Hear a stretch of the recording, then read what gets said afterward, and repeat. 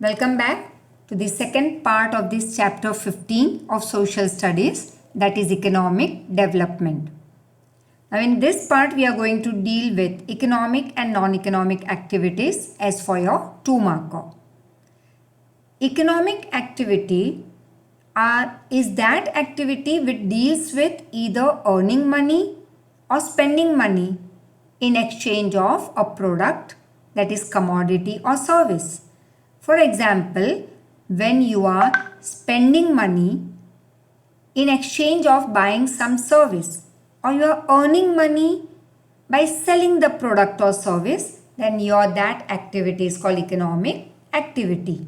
For example, the activity of a teacher, doctor, lawyer, farmer, businessman, artisan, all these are included as in economic activity. And non-economic activities are those activities whose aim is not to earn money or reciprocate something indirectly. That is, the aim over here is neither to earn money nor to get award, reward or some gift in place of that activity. So it is called non-economic activity. For example, when your mother takes care of you, or she has been taking care of you since last this many years, and care of your family and all, she is not being paid monthly income. So that is called non-economic activity. Then activities of social services done by a social worker, etc. also are called as non-economic activity. The second is structure of Indian economy. Very important, your 3 marker. Very much in brief you had done in 9th standard about primary, secondary and service sector. Here it is for your 3 marker. Now various occupations and economic activities are classified into 3 parts: primary, secondary and service, or service is also called as tertiary sector. Now this classification of economic activities are also known as commercial structure. Here, why commercial word? Because the motto or the aim of all this activity is earning or spending money. So it is called commercial structure. All the 3 sections and activities included in them are discussed as below. First, primary sector. Now this sector doesn't deal with making of some finished product. It doesn't deal with providing any service. But this sector deals only and only with raw material like agriculture and agriculture related activities such as cattle rearing, cattle breeding, fishing, poultry farm, collection of forest products, mining of raw metal, etc. All these are included in primary sector section. Second we move on to is your secondary sector. Now this secondary sector includes all those activities which deals with finished product. That is, say for example, primary sector deals with one of the raw material, take for example cotton, raw cotton. But that is growing of cotton is primary sector. And when it is sent to the agro-based industry, that cotton balls is converted into thread and then further cloth. So that cloth and all, when it is converted into finished product, that sector is called secondary sector. Or you can say growing of tea leaves, primary sector. Tea leaves when sent to the say factories to be converted into finished product, then it is called secondary sector. Then there are many other factories, big and large industries, construction, production of electricity, gas and water supply. All this comes under secondary section. This section also is known as industry, which includes production from small pins to huge machinery, that is gigantic machines. Third sector, which is a link between primary and secondary. For example, the farmer grows many grains and many other things, but if it wants to send it for converting it into finished product, if it wants to send it to the industries, that is secondary sector, in between they need support of transportation. Then there is the money that they earn, they want to put it in the bank, so they need banking service. Then there are many services that links the whole economy. So service sector includes all the services like trade, that is import export within the country or between two countries. Then communication, airways, waterways, education, health, banking, insurance, tourism, entertainment. Many these are termed as service sector. Now understand it clearly. Normally the primary sector dominates in developing country. That is, say for example, there are 100 people employed in our country. Out of that, 60% even today are engaged with primary sector job. Primary sector contributes the most in employment providing and national income earning. Like for example, say, even today you will see, as I told you, majority people are employed in primary sector. Primary sector, as we have seen the examples earlier. And a country's income, when we see, majority part we get from primary sector.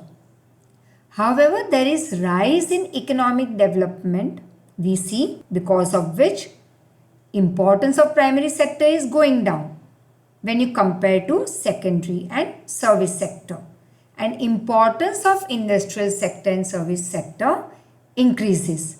Now see, here it is given importance of primary sector is decreasing, but that doesn't mean that primary sector has gone down very low compared to service and secondary sector.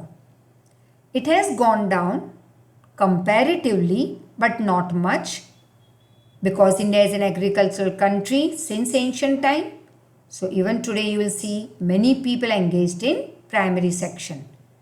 And at the same time, on the other hand, literacy level is increasing, and so more people are moving towards service sector. Then there are risk takers increasing, so more are moving towards starting of big factories and all. So, or maybe some small industries they start with. So service sector and secondary sector importance is comparatively increasing.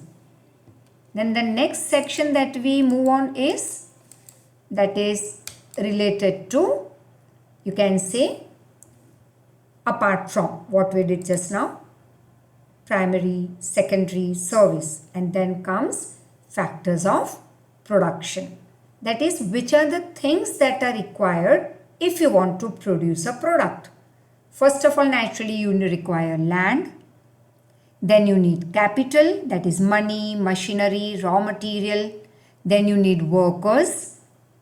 And finally, you need the owner, that is the one who brings land, labor, capital together to produce something. So let's see. This is also your 3 marker. Production is done with the help of natural resource and laborers. That is, these 2 things we require first. Different types of tools are used for production. Now, what do we use to produce anything? Say for example, tools like bullock cart, tractor, sickle, labor, land. Not many things we require if we want to produce food grain. There are different types of factors of production, but if we want to make this easier, let us divide it only into 4 parts. So land. In normal sense, land is the upper layer of the surface of the earth. But in terms of economics, land means different types of natural resources like forests, rivers, mountains, minerals that exist in the interior of the earth. Then there are metals, etc. All those raw material connected with land or that are present on the earth's surface. All these natural resources are called land. They are connected to land. Thus, land is a natural tool for production, without which you cannot carry out any form of work. You need land. That is first. Second, we move on to capital. Capital means the money or say property, investment, then machinery, anything. All these things comes under capital.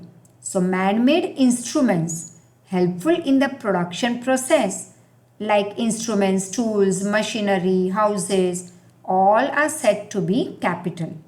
Then there are property, assets, investment. These are all capital. For example, say that any one example, simple example if we take, let me take the example of my house.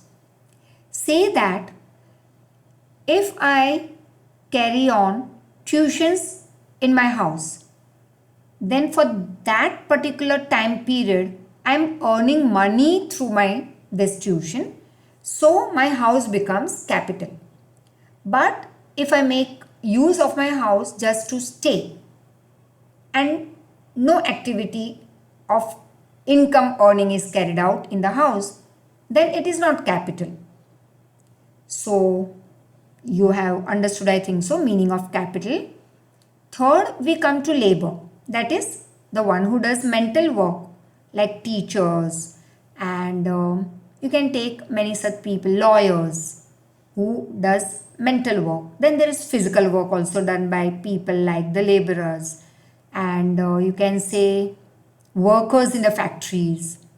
But the main aim is what? To earn money. Labor is a living factor of production. Very important, your one marker. And work of farm laborers, workers, teachers, doctors, artisans, etc. is called labor. Now entrepreneurship. The person who very perfectly, that is efficiently, combines or brings together these above three factors of production, that is land, labor, capital, that person is called entrepreneur. And the system or the process of coordinating or bringing together at one place this above three factors of production is called, that system is called entrepreneurship. Now as we move ahead, we see over here the next part, and that you can say it is related to, apart from land, labor, capital, entrepreneurship or entrepreneur as we said. But here it is, we are going to make use of these factors of production. Now let's see how we will use it. So distribution of factors of production. Human wants are unlimited, that we all know, that we are never satisfied. We always say, "Bas, this is my last shopping." But I don't think so. After that, there is one more that comes in your mind after a few days, because now you are satisfied with the previous one and you want something new. So human wants are unlimited, but the resources to fulfill them are limited. For example, say that you want lot many things to buy today, but money on hand is limited. So that is what is with the country also. No nation of the world has unlimited resources. We all have more population and their unlimited wants, but the resources or the things to satisfy our wants are very much limited. So we will have to use that limited resource in a very proper manner. And there will always be scarcity of these limited resources. As a result, every country faces problem related to how to distribute these resources. That is, how to distribute our factors of production. Many questions arises like why, when, and how much quantity of these limited resources can be used. So let's move ahead with first, unlimited wants. That's your first point, and the answer will be related to your 3 marker. Human wants are uncountable. Sit with a pen and paper and start writing down your wants. Unlimited, uncountable they are. So many wants, they originate from one single want. So first of all, you have one want. But then from that one want, there are lot many other small wants that are connected which starts taking birth. For example, now say many requirements are to be fulfilled again and again. Well, many wants arises because of development of science and technology. Like again and again, what do you want? Say water. I don't think so you need books to study and all again and again. But yes, water. And at some short interval, food. And many other things. And then there are some wants which you didn't know about it. But due to science and technological development, that new want started coming in your mind. Yes, I want that new, say, your smartphone, the latest smartphone, that is the result of science and technology. But up till few years back, that want we didn't have. Thus, because of many reasons, our wants become unlimited. Sometimes it may also happen that you must have seen something with your friend. Up till yesterday, it was not your want. But today, yes, a new want started cropping up in your mind. So, in order to fulfill the wants, one has to make selection among wants. Now, say you have 100 rupees. Sorry, very small amount. But let's take it as a simple number, 100 rupees. And your wants are many. But you are given by your parents that day only 100 rupees to spend. Now it's a big confusion. So a big list, you will have to shorten it. And then buy only those things which you think that you need at that time very urgently. Like if you go and eat, say you are very hungry and you are given, come low, we go down to 50 rupees. Your mother gave you that day 50 rupees. And when you move out, you say, I'm very hungry today. ये 50 रुपए का best use करते हैं, बहुत खा लेते हैं. But when you actually enter that store, से वड़ा पाव खाने या दाबेली या your Maggi and all, there you see my God 30 rupees 35, या चलो 20 रुपए की चीज़ भी हो, फिर भी वो 50 रुपए में एक वड़ा पाव से तो पेट भरने वाला नहीं है. So you are going to have 2. अब बटर से आ जाओगे ऑयल पे, चलो 40 रुपीज़ में कुछ तो मिल गया. अब प्यास लगी तो no Coke Pepsi Thums Up, फिर तुम आ जाओगे पानी पे. तो 50 रुपए का यूज़ कैसे किया तुमने? In the best possible way that you are hungry, satisfied now, thirsty, satisfaction with 50 rupees. It means wants were many कि चलो अच्छे से रेस्टोरेंट में जाके वड़ा पाव खाते हैं, पेप्सी थम्स अप पी लेंगे, फ्रेंड्स को भी एक मिनी पार्टी दे देते हैं. बट पुअर चाइल्ड, 50 रुपए में हमने खुद के ही अनलिमिटेड वॉन्ट को शॉर्टन कर दिया और फिर बेस्ट यूज़ किया उस 50 रुपए का. Right, got it? Next point, we come to important order in terms of necessity, as I just explained it to you in your first point. As the resources to satisfy wants are limited, that is your 50 rupees, the individual, that is you, will have to decide actually which want is more important for you. क्योंकि दिमाग में तो कितनी सारी चीज़ें थी और बहुत अलग अलग तरीके से तुम्हें उस want को satisfy करना था. बट सॉरी, 50 रुपए में पॉसिबिलिटी बहुत कम दिखाई दी तुम्हें. So you picked up only few things to satisfy your hunger and thirst. Now you will have to satisfy your requirement in that order, that is in the order of importance. Whichever requirement is more important for you That has to be satisfied first, and later on you will move to the other. So you got it? First, you will give importance to your hunger and thirst and not to a nice restaurant and thumbs up Pepsi. Clear? Third, now limited resources. Factors of production mainly include what? Natural wealth, man-made wealth. All these tools are very much limited. So they have to be used carefully. That is, whatever nature has given to us, we'll have to use it very carefully. Distribution of these tools will have to be done keeping very selected wants in the center. Once again, you can take always that best example of your 50 rupees.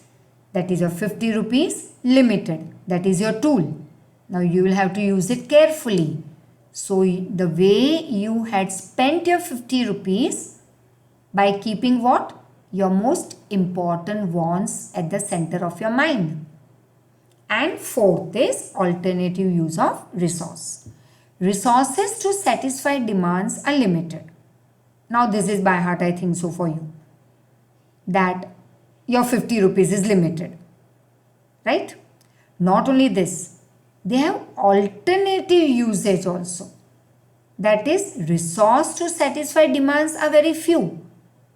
But not only this, they have many usage. We'll see in one of the example, it will become easy for you.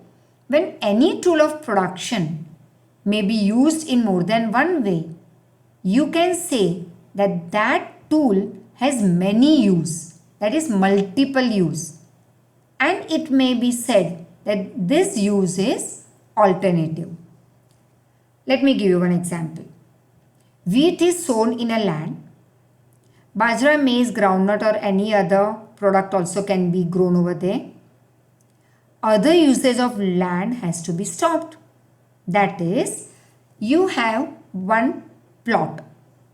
On that plot, many things could be carried out, like you can construct a school, hospital, entertainment area or a garden, or you can grow crops, anything. Lot many use means multiple usage of one land. That is one tool as given above. But you can't construct everything and grow everything on that part of land. You will have to pick up one that you think will give you the maximum profit. Right?